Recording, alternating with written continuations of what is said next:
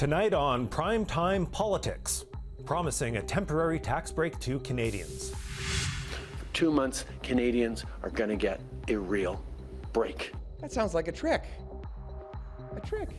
The government is pledging GST relief and checks, and the NDP is offering its support, even though the House of Commons remains in gridlock. We'll talk with Federal Minister Soraya Martinez Ferrada. Why did he allow Randy Boissonnault to stay in cabinet for so long? With Randy Boissonnault now out of cabinet, can a cabinet shuffle be far behind? Our political strategists weigh in on that and on the politics of today's tax announcement. And Donald Trump has his choice for U.S. Ambassador to Canada, former Michigan Congressman Pete Hoekstra. We'll hear what it means for Canadians from a former ambassador, Bruce Heyman. This is Primetime Politics. Hello, I'm Andrew Thompson with you tonight. Michael Serapio is on assignment. The government is pledging more than $6 billion in cost of living relief. First, a 2-month GST and HST break on several items. The pause would be in effect from December 14th to February 15th, and it includes a wide range of groceries, restaurant meals and prepared food, beer and wine, along with kids' clothing, diapers and toys, plus books, magazines and Christmas trees. The Trudeau government is also promising a $250 check next spring to nearly 19 million Canadian workers, those who earned less than $150,000 last year. The NDP says it will support a one-day pause in the ongoing House privilege debate to get the bill passed, but Conservatives are calling it a temporary tax trick. Here's what the leaders are saying today. The NDP is going to have to step up and get beyond the freeze that we're seeing in Parliament. But I hope all parliamentarians get behind these measures. We said we wanted the GST removed off of daily essentials and off of bills. That's what we proposed. The Liberals, there was no negotiation. They came forward and said they caved to our demand and they're going to do something that's going to give people a break. Obviously, we're going to support people getting a break.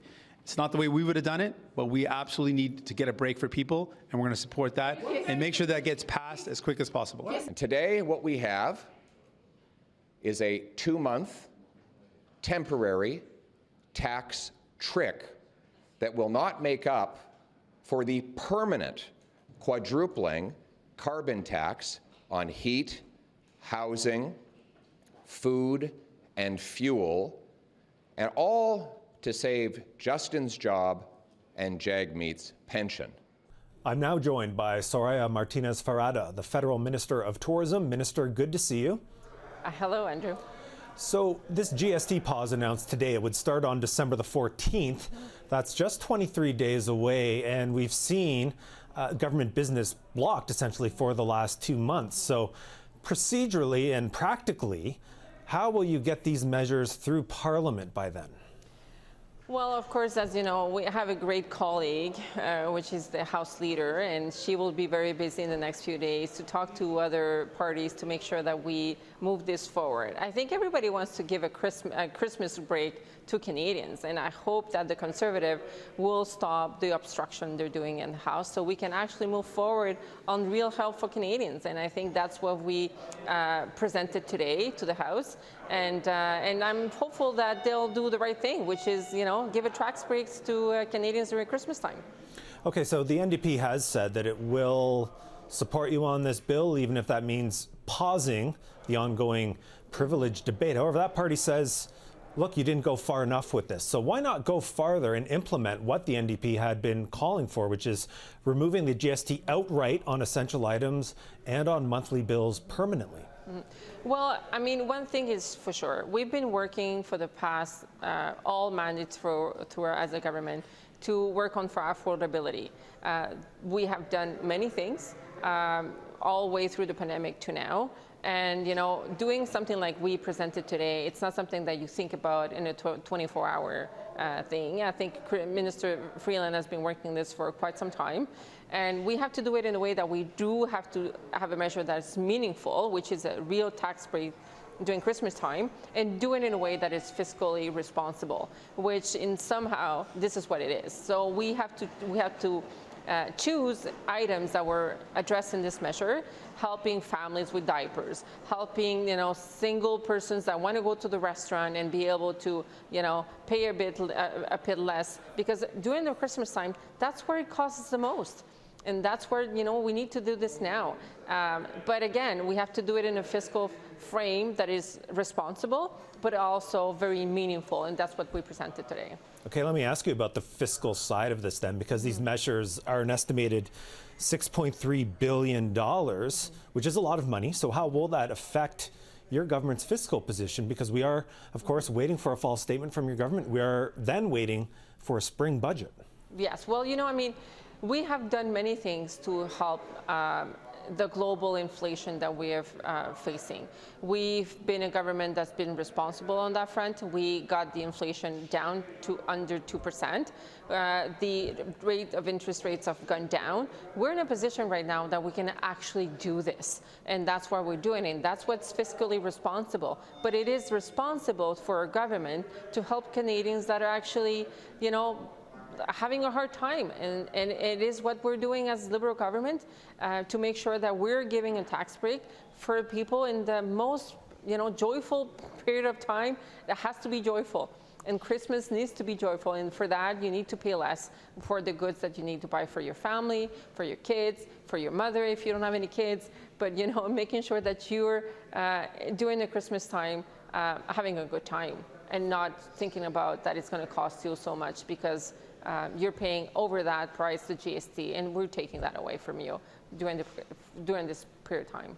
Okay, you've talked about the holiday season, so let me ask you about the timeline. If this 2-month period comes and goes, we get to the middle of February, and these affordability concerns are still here, these cost of living concerns are still here, would the government extend these measures? Well, what we're doing after that is, and we presented that today, is we're giving a cash back to working Canadians that will, be able to receive them in the spring. So yes, we're doing a tax break during Christmas, but also telling Canadians, working Canadians, that will get a cash back in the spring. So making sure that we're also there in the spring will delete also some kind of support to, be able to go through the affordability situation that we have right now. Okay, let me ask you about that check then. This is a $250 check going to anyone who worked in 2023 and made under $150,000. I want to ask you, how did you arrive at that number, that $150,000 cutoff? And what about people who weren't working last year and might need support? Well, you have to know that we have a lot of measures already in government that help a lot of people that are in a very vulnerable position. We have the child benefit. We have put in place daycare, so making sure that Canadians across the country are paying $10 day child care. Put in dental support to make sure that people can afford dental care. We have rent benefits, over thousands of people across the country are receiving rent benefits that allows them to pay and help them to pay their rent. So we have a lot of measures already in place that help a lot of vulnerable people in this country. Now, what we did is saying, okay, if you are very vulnerable, yes, this is very hard, and we're doing a lot to help you, and we're going to do a little bit more with the cash back. But there's also people that are, working very hard, doing $150,000 a year. But life is really hard right now, and we understand that affordability touches everyone. And yes, we have measure for a family of, that has kids, but we have to help the single woman, a single worker that doesn't have any kids and doesn't have any help for the government. And this is a measure that also will help them out a bit in the spring. Okay, very quickly, you mentioned the word inflation, and I want to close on that because Prime Minister Trudeau has told interviewers that essentially as soon as you send out more money in benefits, then inflation goes up by that amount. So how can your government be sure that won't be the case here? Because we have a very strong economy position right now. In the G7, we have one of the best economy in terms of the best rate, like the rates came down, the first country in the G7 where the rates came down. Inflation has been under 2% for months and months. We're in a position right now that we can do this because we know that we have done what we had to do to make sure that the fiscal frame of of Canada is not in jeopardy. All right, we'll have to leave it there. Minister Soraya Martinez Ferrada, appreciate you joining us. Thank you so much. All right, well, let's talk more about the plan for GST relief and for checks to Canadian workers. We have our panel of political strategists with us. Susan Smith is a former Liberal strategist, now co-founder and principal of Blue Sky Strategy Group. Cole Hogan is a Conservative digital strategist and a principal at GT & Company. And George Soule is a former NDP Director of Communications, now a principal at Syntax Strategic. Susan, I'm going to begin with you. We have this government announcement on GST tax relief on checks coming as we head into the holiday season. Will Canadians see this as a serious policy move when it comes to affordability and the cost of living? We know these have been top of mind. I think it's a good political move. And I think Canadians aren't actually thinking about policy. They're thinking about their kitchen tables. And I've said this many times on this show, that governments do best when they focus on issues that matter to Canadians' kitchen tables. And I mean that their families and their family homes. And I think this announcement addresses that. It takes the GST off all groceries now. It takes the GST off children's toys and clothing and diapers and important things. It takes the GST off restaurant meals and takeout food. Those are things that Canadians notice. So the government, I think, has made a shrewd political move. I think it surprised Mr. Poilievre and his team. It's something that will take effect before Christmas. It will perhaps drive people more, or make some people more comfortable going into restaurants. It will make a difference on people's grocery bills. So they will notice it, and they'll be talking about it over the Christmas holidays. So I think the government's goal is to have something good to be said about going into Christmas. And from a political perspective, it could buy them some seasonal goodwill. Okay, well, we'll get to the Conservatives in a moment. George, I want to talk to you about this because, the NDP message is, look, we forced the government to cave on this, even though it's not everything we wanted when it comes to GST relief. The NDP is now saying we will agree to this one-day pause in the ongoing privilege debate to allow this to get through the House. Is this a good political move for the NDP and for Jagmeet Singh here? Well, I mean, look, the NDP stood up last week or 2 weeks ago or whatever it was and announced that they wanted to take GST off groceries, off kids' clothes. I mean, actually home heating as well, which the Liberals have neglected to include in this package. And they wanted to make it permanent. The Liberals are just doing a 2-month pause here. So I think that's a bit a bit unfortunate because I think that goodwill, people will be also saying, well, what happens when the GST comes back? For the NDP, they asked for it, and it's coming, so it's hard to, you can't look a gift horse in the mouth and say, no, we're not going to take at least this step forward. But at the same time, I think you're going to see the NDP still saying, yes, this was a good step, but we need to see it permanent. We need to actually affect home heating, which are the bills that people are really going to be feeling very soon. So I think it's, but they still want to stay separated from the Liberals, which is always the game that's a bit complicated. Right, because we've talked about this before during the confidence in supply agreement when NDP priorities were getting pushed through by the government. It was a question of who's going to get credit for this? Is it going to be the NDP? Is it going to be the government? Do you see a different dynamic now that that agreement is gone? Well, I can definitely see it being tried, right? I mean, and I'm sure Cole's going to come up and say the NDP Liberal government, which it never has been, and I wish it could have been an NDP government. You want to see Cole get upset about the spending we do and the programs we didn't implement. But I think that is the dance, right? I mean, we saw one headline that gave all the credit to the Liberals and forgot that Jagmeet called for this, 2 weeks ago. And we saw another headline that said NDP and Liberals as if there was a negotiation, and there was no negotiation. The Liberals apparently basically gave a briefing call yesterday and said, hey, we're going to come through with this. Will you help us pass it? And the NDP said, no negotiations. We're not going to give you anything for this. But if you're going to take GST and make life more affordable for people, of course, we're going to do that. That's our goal. Okay, and Cole, we did hear the Conservative leader slamming both the Liberals and the NDP on this, calling it a paltry move on affordability. But we didn't hear a firm answer from Mr. Poilievre on whether his party would vote against it. He said, we want to see more details. So is there a risk if the party votes against this? Yeah, we'll see if we actually get there. I think that, if I look at the strategy between, the Liberals' move on the GST and the NDP moving to support it, I look at the fact that this is a direct response that on issues of affordability, Conservatives are trusted more than any other political party to deliver on issues of affordability. When polled, Canadians also say that this federal government hasn't done enough on affordability. Any measure that brings relief to the cost of living for Canadians is a good thing, but I think in this particular instance, a lot of Canadians are looking at this and assessing the short-term nature of it and saying, all right, what's the nature of the long-term relief I'm going to get here? And looking at, this move from the Liberals as a response to their lack of credibility on affordability issues. I don't think they're thinking about those things at all. I think the Conservatives got surprised a bit on this announcement, and the measures they're proposing, they have no way of implementing anytime soon. And I think it was politically a shrewd move on the part of the Liberals. The other thing that's very interesting in this is because they've addressed food and other issues that impact everybody, it addresses some of the criticism for some of the people who don't have children maybe, or aren't married couples maybe, or aren't seniors.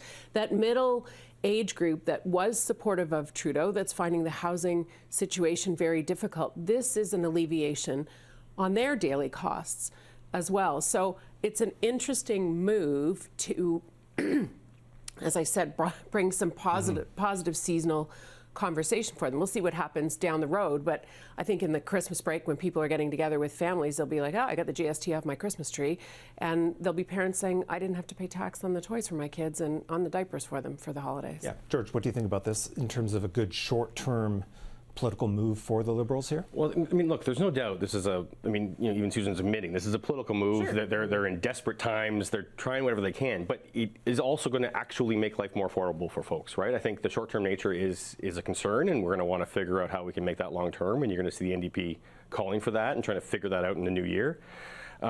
But I actually agree with Susan. There's no one's going to be sitting around the Christmas tree being like, oh, I want to pay my GST because this was just a political move. I mean, they're going to be happy that they got the money in their pocket, and they're going to feel good about that. Yeah. I think that the difference between the two, if I compare, the measures that Doug Ford takes compared to Justin Trudeau, here's a premier who's been talking about affordability issues for 6 years compared to a prime minister who's just kind of getting in the conversation now. So we see Doug Ford and the Ontario PCs talk about the $200 rebates, continuing to cut the gas tax into 2025, and therein lies the difference, I think, in their political success.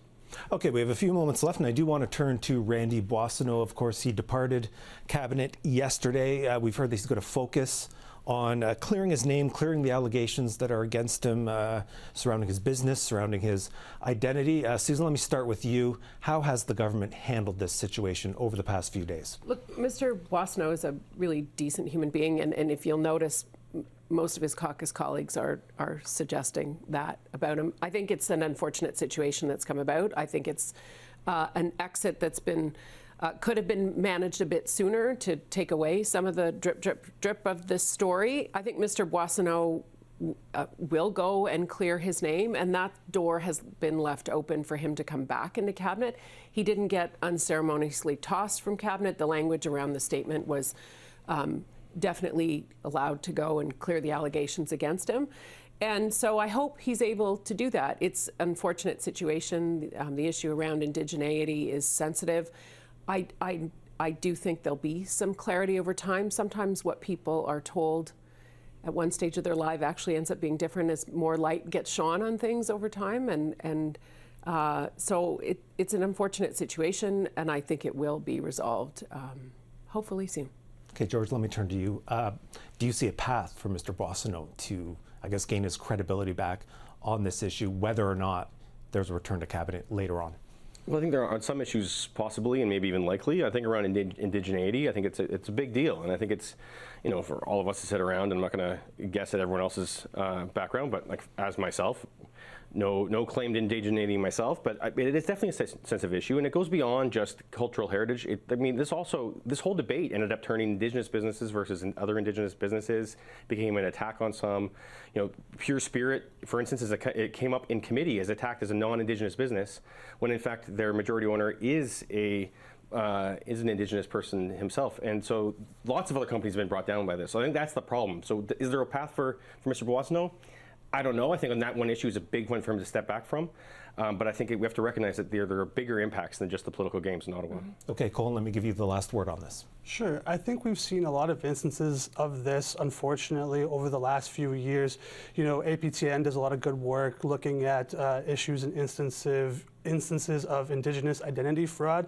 Just last year, 2023, there was an instance in which 2 women from Toronto, pretended to be Inuit women and defrauded numerous organizations for tens of thousands of dollars. So when we're talking about issues like this, it exploits Indigenous people, and the nature of it is pretty shameful. And in this instance, regardless of the exact particulars, it doesn't reflect well on Mr. Boissonnault or the Prime Minister. All right, Cole, Susan, and George, Thanks to all three of you, as always. Thank you. Thank you. Foreign Affairs Minister Melanie Joly says she welcomes Donald Trump's choice for U.S. ambassador to Canada. It is Pete Hoekstra, a diplomat during Trump's first term. Hoekstra is also a former member of Congress from Michigan and has been chairing that state's Republican Party. For more on the nomination, let's welcome a former American ambassador to Canada. Bruce Heyman served from 2014 to 2017 under President Barack Obama. Ambassador, good to see you. Good to be with you today. So let's start with this. What do we know about Pete Hoekstra and whether this is a good nomination for Canada? Well, what we know is a number of things, actually. We know he already had served as an ambassador in the last administration, which means he has the confidence of Donald Trump to be nominated again. What we also know is he served, a couple of decades in Congress. And so he knows the ways of Washington, and the ability to navigate the halls of Congress will be important in the Canada-U.S. relationship. We also know that he comes from Michigan, which is your next door neighbor, and really boards right up in the largest trading relationship between our two countries, actually going across that Ambassador Bridge and soon to be occupied Gordie Howe Bridge. And so you have a number of really good things. And I like the fact that this was one of his first nominations as ambassador. And so it demonstrates how the White House is thinking about the Canada-U.S. relationship. So these are all good things. This is exactly what I hope would have happened. And while I have very different political views than Donald Trump and the Republican Party as it stands today, I do think it's important that this relationship should rise above party or politics. This relationship is so important for both of our countries that it's good to see that they're focused on it right off the bat.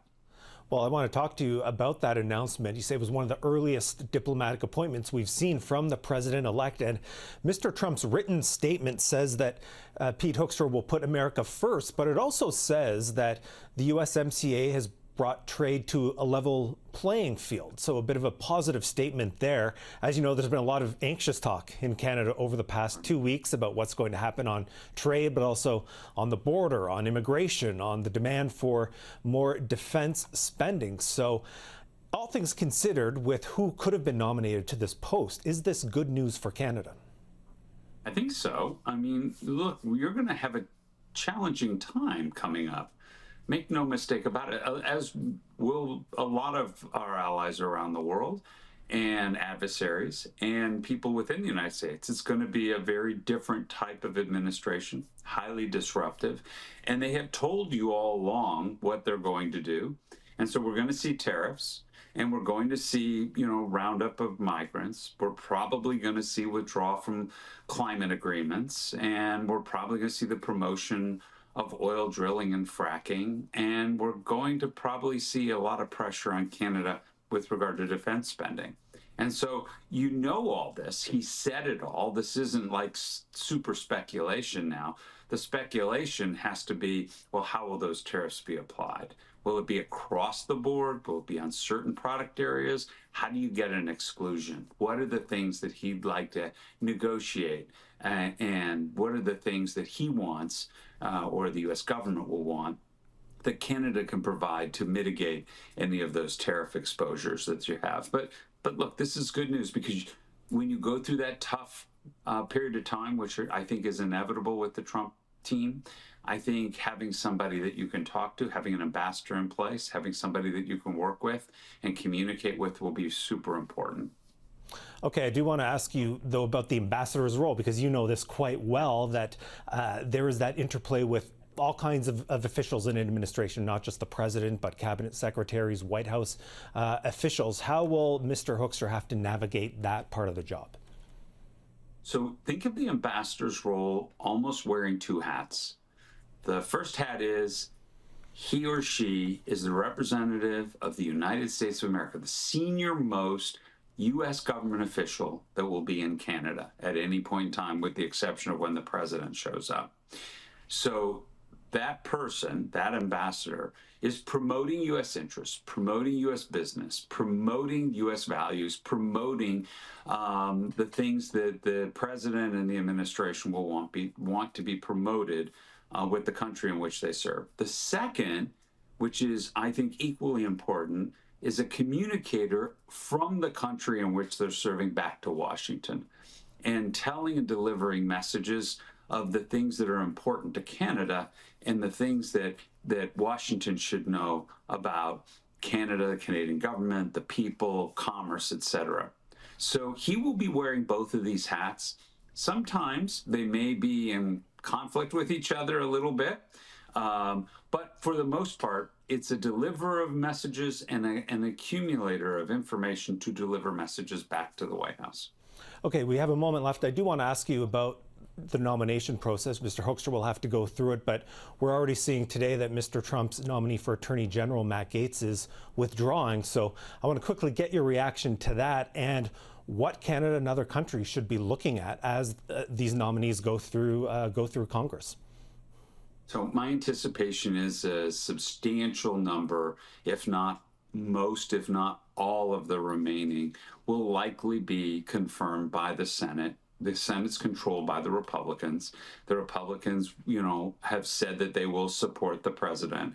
So unless there's something that comes out about one of these candidates that is anything close to what was coming out about the congressman who just withdrew, my anticipation is most will get a speedy confirmation process, and there should be, no serious doubt that any of these ambassadors will not get confirmed.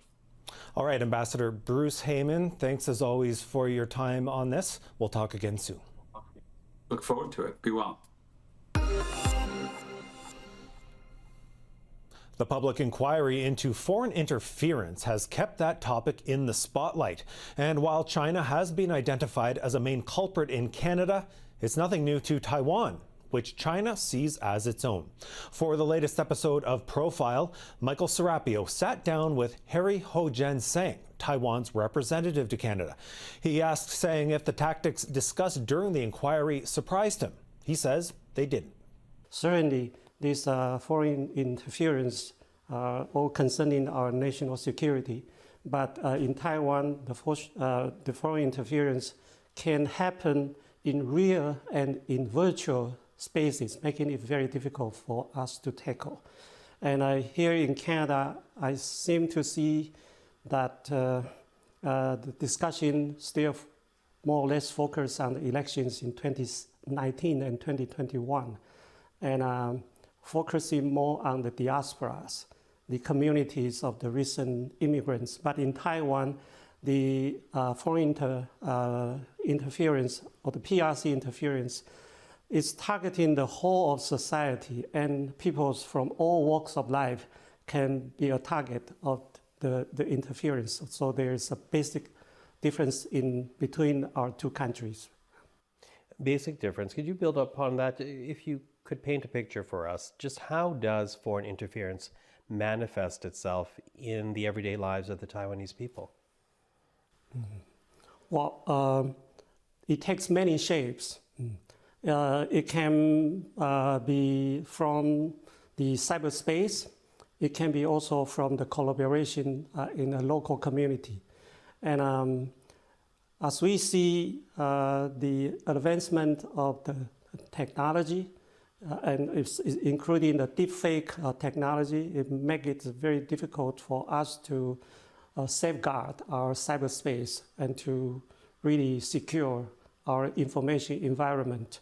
But all in all, I think there is much that we can learn from each other. That was Harry Ho-Jen Sang, Taiwan's representative to Canada. You can catch the latest episode of Profile this Sunday, November 24th. It airs at 8:30 p.m. Eastern or anytime online at cpac.ca. That's all for this edition of Primetime Politics on CPAC. I'm Andrew Thompson. Thanks for watching.